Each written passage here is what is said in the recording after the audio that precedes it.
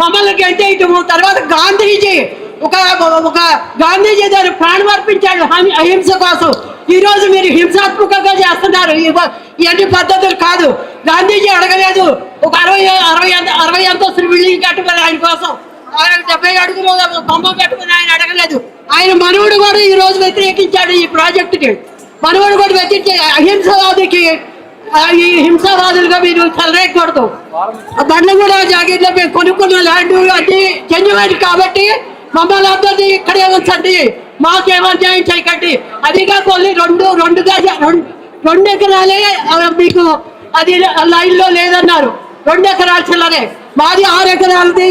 6 ఎకరాలు అయితే కొంచెం ల్యాండ్ ఏదన్నా దీంట్లో ఉంటే మమ్మల్ని మొత్తానికి ఎందుకు గెలిచేయాలని చూస్తున్నారు. అదే అందుకని అందరూ ఏకంగా ఉంటాము. ఇక్కడ ఎవరో కదలొద్దు. గవర్నమెంట్ మనకు న్యాయం చేయాలి. గవర్నమెంట్ న్యాయం చేసేదని నమ్మకం కలుగుతుంది. రేవంత్ రెడ్డి గారిని ప్రార్థిస్తున్నాము. రేవంత్ రెడ్డి గారు మా బాధలు వినండి, మాకు న్యాయం చేయండి.